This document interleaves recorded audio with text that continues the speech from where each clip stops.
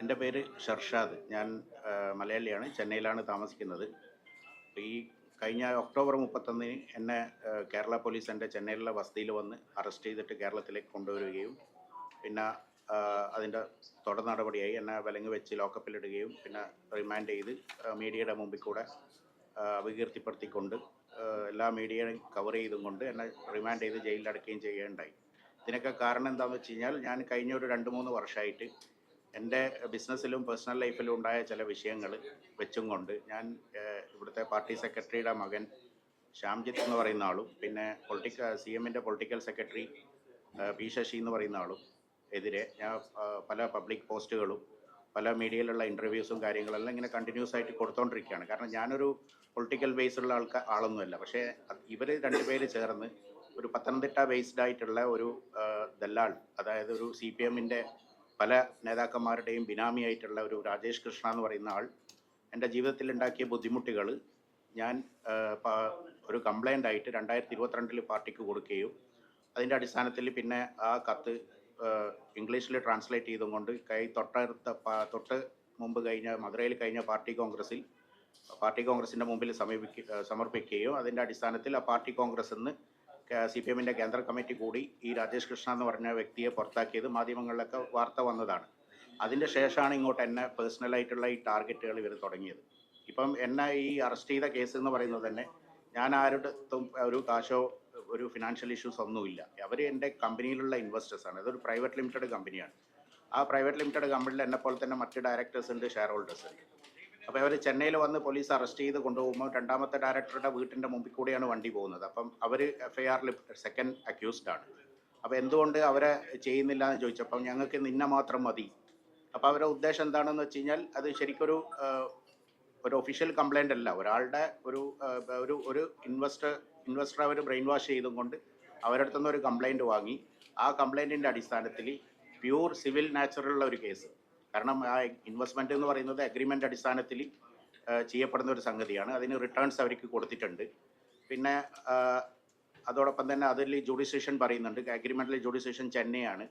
പിന്നെ അതേപോലെ തന്നെ അഗ്രിമെൻറ്റിൽ ആർബിട്രേഷൻ ക്ലോസ് ഉണ്ട്, അതും പാലിച്ചിട്ടില്ല. ഇതൊക്കെ ഫോളോ ചെയ്ത് അവസാന സ്റ്റേജിൽ കോടതി പറയുകയാണെങ്കിൽ മാത്രമേ അറസ്റ്റ് ചെയ്ത് ജയിലിലടക്കേണ്ട ആവശ്യമുള്ളൂ. പക്ഷേ ഇതൊന്നും ഫോളോ ചെയ്യാതെ ഒരു വാറണ്ടോ ഒരു നോട്ടീസോ ഒന്നും തരാതെ 31-ാം തീയതി കാലത്ത് 8:50 ഒരു സ്വകാര്യ വാഹനത്തിൽ ഡ്രൈവറെ ഹയർ ചെയ്തും കൊണ്ട് കേരള പോലീസ് എൻ്റെ മദ്രാസിലുള്ള ഫ്ലാറ്റിൽ വന്ന് 8:50 ബെല്ലടിച്ചു. ഞാൻ ഡോറ് തുറന്ന സമയത്ത് we are from Kerala police എന്ന് പറഞ്ഞ ID കാണിച്ചു. ഞങ്ങളുടെ അടുത്ത് സഹകരിക്കണം, എതിരെ അറസ്റ്റ് വാറണ്ട് ഉണ്ട്. പക്ഷേ വാറണ്ടൊന്നും എനിക്ക് തരാനോ ഒരു നോട്ടീസോ ഒന്നും തരാനില്ല. പെട്ടെന്ന് റെഡി ആയിക്കോളൂ എന്ന് പറഞ്ഞു. എന്നെ അവർ റെഡിയാകാൻ എനിക്കൊരു 10 മിനിറ്റ് സമയം തന്നു. നേരെ അവർ കാറിൽ കയറ്റിക്കൊണ്ട് നേരെ കൊച്ചിയിലേക്ക് വന്നു. Ernakulam town south police SI Sreejith എന്ന് പറയുന്ന ആളും പിന്നെ 2 പോലീസ് ഉദ്യോഗസ്ഥന്മാരും. അതിൽ കൂടുതൽ ആ കംപ്ലൈൻറ്റ് കൊടുത്ത ആൾക്കാരും ഈ പെറ്റീഷണർ ഈ പോലീസുകാരെ കൂടെ ഉണ്ടായിരുന്നു മദ്രാസ് വരെ. അവിടുന്ന് പിന്നെ 15 മണിക്കൂറോളം എടുത്തു എന്നെ എറണാകുളം എത്തിക്കാൻ. ഞാൻ രാത്രി 2 മണിക്ക് എറണാകുളം ടൗൺ പോലീസ് സ്റ്റേഷനിൽ എത്തുമ്പോൾ അവിടെ ഒരു ഗ്രൂപ്പ് ഓഫ് മീഡിയാസ് ഇങ്ങനെ വെയിറ്റ് ചെയ്യുകയാണ്. എന്നിട്ട് അവരെന്താ ചെയ്തതെന്ന് വെച്ച് കഴിഞ്ഞാൽ അവരെ മുമ്പിൽ വെച്ചും കൊണ്ട് എന്നെ ലോക്കപ്പിൽ അടച്ചു.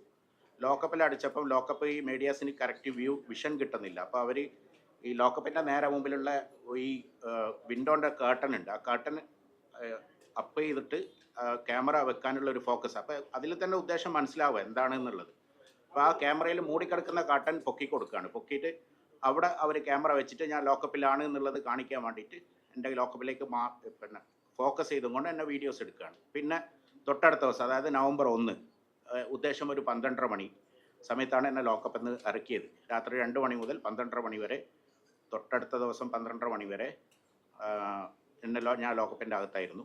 പിന്നെ അവിടുന്ന് പുറത്തിറക്കി നേരെ ആ പോലീസ് സ്റ്റേഷൻ്റെ മെയിൻ ഡോറിൽ കൊണ്ടുവന്നിട്ട്, അപ്പോൾ പുറത്ത് ഈ വെച്ചിരിക്കുന്ന പോലെ ഇങ്ങനെ ക്യാമറകളുണ്ട്, അതിൻ്റെ മുമ്പിൽ വെച്ച് എന്നെ വിലങ്ങ് വെക്കുകയാണ്. വിലങ്ങ് വെച്ച് അവർ ജീപ്പിലിട്ട് നേരെ കോടതിയിൽ കൊണ്ടുവരുന്നു. കോടതിയിൽ പിന്നെ ജഡ്ജിയുടെ മുമ്പിൽ ഹാജരാക്കുന്ന സമയത്ത് അവർ വിലങ്ങ് അയച്ചു. വീണ്ടും റിമാൻഡ് ചെയ്യപ്പെട്ടപ്പം റിമാൻഡ് ചെയ്ത കാരണം എന്താ വെച്ച് കഴിഞ്ഞാൽ വെള്ളിയാഴ്ചയാണ് എന്നെ കസ്റ്റഡിയിലെടുത്തത്. അപ്പം ഈ എക്കണോമിക് ഒഫൻസ് എന്ന് പറയുന്ന കോടതി ശനിയാഴ്ച അവധിയാണ്. അപ്പം മജിസ്ട്രേറ്റ് ഇല്ല. അപ്പോൾ ഇൻചാർജ് മജിസ്ട്രേറ്റിൻ്റെ മുമ്പിൽ കൊടുത്തപ്പോൾ തന്നെ അവർക്ക് ബെയിൽ തരാൻ പറ്റില്ല. കാരണം അഡ്വക്കേറ്റ് അപ്പം തന്നെ ബെയിൽ ആപ്ലിക്കേഷൻ മൂവ് ചെയ്തിരുന്നു. അവർ പറഞ്ഞു ഞാൻ റിമാൻഡ് ചെയ്യാണ്, നിങ്ങൾ മൺഡേ തന്നെ ബെയിൽ ആപ്ലിക്കേഷൻ മൂവ് ചെയ്തോളൂ എന്ന് പറഞ്ഞു. അതിൻ്റെ അടിസ്ഥാനത്തിൽ മൺഡേ മറ്റേ കോടതി ഓപ്പൺ ആയപ്പം ബെയിൽ കേൾക്കുകയും ചൊവ്വാഴ്ച ജഡ്ജിമെൻറ്റിന് വെക്കുകയും ചെയ്തു. പക്ഷേ ചൊവ്വാഴ്ച മജിസ്ട്രേറ്റ് ഒരു പേഴ്സണൽ ലീവായത് കാരണം ബുധനാഴ്ച കാലത്ത് ഫസ്റ്റ് കേസ് എന്നുള്ള രീതിയിൽ തന്നെ ജഡ്ജിമെൻറ്റ് എനിക്ക് ബെയിൽ കിട്ടുകയും ചെയ്തു. ഞാൻ ബുധനാഴ്ച വൈകുന്നേരം ആകുമ്പോഴത്തേക്ക് ജയിലിൽ നിന്ന് ഇറങ്ങുകയും ചെയ്തു. ഇത്രയും കാര്യങ്ങൾ അപ്പോൾ അതിൽ തന്നെ മനസ്സിലാക്കാം. ഞാൻ ആ സെല്ലിൻ്റെ അകത്ത് ഉണ്ടായ സമയത്ത് ഒരുപാട് ഫിനാൻഷ്യൽ കേസുകളിൽ പെട്ട ആൾക്കാർ അവിടെ ഉണ്ട്, ഞാൻ കാണാൻ കഴിഞ്ഞിട്ടുണ്ട്. അവരൊക്കെ 15-20 ദിവസമായിട്ട് അകത്ത് കിടക്കുകയാണ് ജാമ്യം കിട്ടാതെ. അപ്പോൾ എനിക്ക് എന്തുകൊണ്ട് ജാമ്യം കിട്ടി എന്നുള്ളത് തന്നെ ആ കേസിന് വളരെ വ്യക്തമായ അതൊരു ഫാബ്രിക്കേറ്റഡ് ആണ് എന്നുള്ളത് മനസ്സിലാകും. ഇപ്പം നമ്മൾ അതിൻ്റെ ഫർദർ സ്റ്റെപ്പായിട്ട് കേസുകൾ ഹൈക്കോടതിയിൽ കോഷ് ചെയ്യാനുള്ള കാര്യങ്ങളൊക്കെ അഡ്വക്കേറ്റ് ചെയ്തുകൊണ്ടിരിക്കുന്നുണ്ട്. ഇത്രയും കാര്യങ്ങളാണ് അതുമായിട്ട് ബന്ധപ്പെട്ട് പറയാനുള്ളത്. ഇതിനൊക്കെ കാരണം എന്താണെന്ന് വെച്ച് കഴിഞ്ഞാൽ ഈ രാജേഷ് കൃഷ്ണ എന്ന് പറയുന്ന ആൾ, ഇദ്ദേഹം ഈ പല നേതാക്കന്മാരെ മുമ്പ് ആരോപിച്ചിട്ടുണ്ട്, പല മീഡിയ ഇൻ്റർവ്യൂസിലും കാര്യങ്ങളിലും ഞാൻ പറഞ്ഞിട്ടുണ്ട്, അതൊക്കെ മീഡിയയിൽ അവൈലബിൾ ആണ്. ഈ രാജേഷ് കൃഷ്ണ എന്ന് പറയുന്ന ആൾ ഈ പൊളിറ്റിക്കൽ സെക്രട്ടറിയും പാർട്ടി സെക്രട്ടറിൻ്റെ മകനൊക്കെ ആയിട്ട് പല നിയമവിരുദ്ധമായ കാര്യങ്ങൾ ചെയ്തിട്ടുണ്ട്. അതൊക്കെ ഞാൻ ഓരോന്നായിട്ട് ഇങ്ങനെ പറഞ്ഞുകൊണ്ടിരിക്കുകയാണ്. കാരണം എന്താ വെച്ച് കഴിഞ്ഞാൽ അതിൽ ഒരു എഫക്റ്റായ ആളാണ് ഞാൻ. അതിലെൻ്റെ കുടുംബത്തിന് എഫക്റ്റ് വന്നിട്ടുണ്ട്. അതൊന്നും ഞാൻ ഇവിടെ പറയാൻ ഉദ്ദേശിക്കുന്നില്ല. അപ്പോൾ ഇങ്ങനെയുള്ള ഒരാൾ, ഒരു സമൂഹദ്രോഹി എന്നുള്ള ആളെ തുറന്നു കാണിക്കാൻ വേണ്ടി ആണ് ഞാൻ ഈ കംപ്ലൈൻറ്റുകളും കാര്യങ്ങളൊക്കെ കൊടുത്തത്. അങ്ങനെ പാർട്ടി കോൺഗ്രസ്സിൽ എന്തുകൊണ്ട് പാർട്ടി കോൺഗ്രസ് അവരെന്നെ പറയുന്നുണ്ട്, പാർട്ടി കോൺഗ്രസിൻ്റെ ചരിത്രത്തിലാണ് പാർട്ടി കോൺഗ്രസിൻ്റെ ഫ്ലാഗ് ഹോസ്റ്റിങ്ങിൻ്റെ മുമ്പ് ഒരു പ്രതിനിധിയെ പുറത്താക്കുന്നത്. അപ്പം അതിൻ്റെ എക്സ്പ്ലനേഷൻ പിന്നെ പാർട്ടി ഒന്നും പറഞ്ഞിട്ടില്ല. പിന്നെ ഇന്ന് വരെ പക്ഷേ പാർട്ടി അവനെ തള്ളിപ്പറയാനും തയ്യാറല്ല. കാരണം തള്ളിപ്പറഞ്ഞു കഴിഞ്ഞാൽ ഇത്രയും ആൾക്കാർ പെടും. കാരണം അത്രയും ആൾക്കാരുടെ പല കാര്യങ്ങളും ഇവൻ്റെ കൈവശമുണ്ട്. ഇത്രയാണ് ഇതുമായിട്ട് ബന്ധപ്പെട്ട് പറയാനുള്ളത്. പരാതിക്കാരെന്ന് പറയുന്നത് ഞങ്ങളെ കമ്പനിയിൽ ഇൻവെസ്റ്റ് ചെയ്തിരിക്കുന്ന ഒരു ഇൻവെസ്റ്റർ, അദ്ദേഹത്തിൻ്റെ വണ്ടിയല്ല, അദ്ദേഹത്തിൻ്റെ സുഹൃത്തിൻ്റെ വണ്ടി, ഒരു brand new SUV Mahindra 700 brand new, ഒരു 10-15 ദിവസമേ ആ വണ്ടിക്ക് പഴക്കമുള്ളൂ. കേരള 8 രജിസ്ട്രേഷനാണ്. അങ്കമാലിയിലെത്തിയപ്പം SI 5000 രൂപ മറ്റേ വാടകയ്ക്കെടുത്ത ഡ്രൈവർക്ക് കൊടുത്ത് സെറ്റിൽ ചെയ്യണം. കാരണം അവൻ അങ്കമാലിക്കാരനാണ്. അപ്പോൾ അവനോട് പറഞ്ഞു, നീ ഇവിടെ നിന്ന് ഇറങ്ങിക്കോ, ഞങ്ങൾ അങ്ങോട്ട് ഡ്രൈവ് ചെയ്തോളാം. അവനപ്പോൾ 5000 രൂപ കൊടുത്ത് അവനെ സെറ്റിൽ ചെയ്ത്. ഇതൊക്കെ കാശ് വിടുന്ന പോലീസുകാർക്ക് ഇങ്ങനെയാണ് ഒരു പ്രതിയെ പിടിക്കാൻ പോകുമ്പോൾ ഇങ്ങനെ കാശ് കൊടുക്കുന്നുണ്ടോ ഗവൺമെൻറ്? അപ്പോൾ ഈ പ്രൈവറ്റ് വണ്ടിയിൽ വന്ന് അറസ്റ്റ് ചെയ്തു. ഡ്രൈവർ വാടകയ്ക്ക് എടുത്തതാണ്. അവനെ അങ്കമാലി വെച്ച് സെറ്റ് ചെയ്തു. പിന്നെ അവിടെ നിന്ന് അങ്ങോട്ട് അതിലുണ്ടായിരുന്ന ഒരു പോലീസുകാരനാണ് വണ്ടി ഡ്രൈവ് ചെയ്തത്.